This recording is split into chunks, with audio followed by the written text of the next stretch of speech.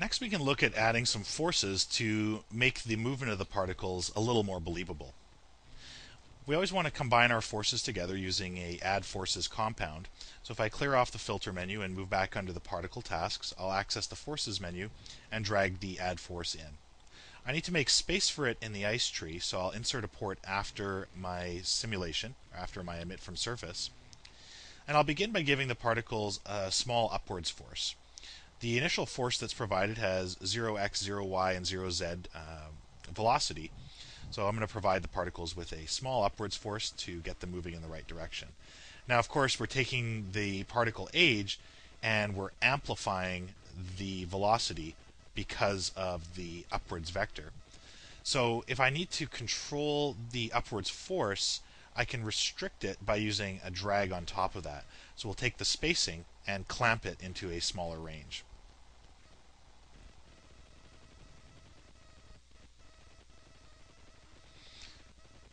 So we take the spread of our upwards force and we now spread it out to make a more interesting look.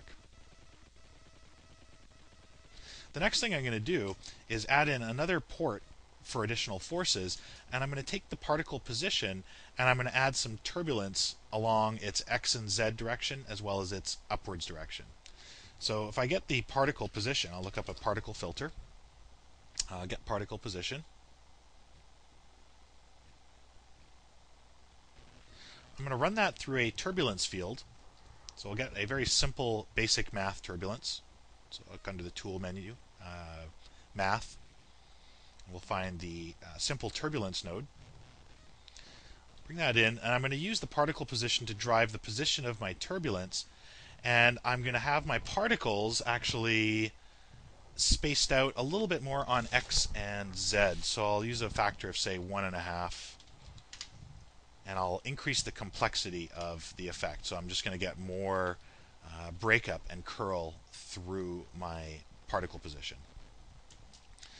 So I'm going to run that through a multiply just to be able to control it a little better. And I'm going to end up ramping the effect down using a multiply by scalar. And I'll plug that into my third force. There we go. So now if I look at my simulation, I'm starting to get my particles moving around in a more interesting manner.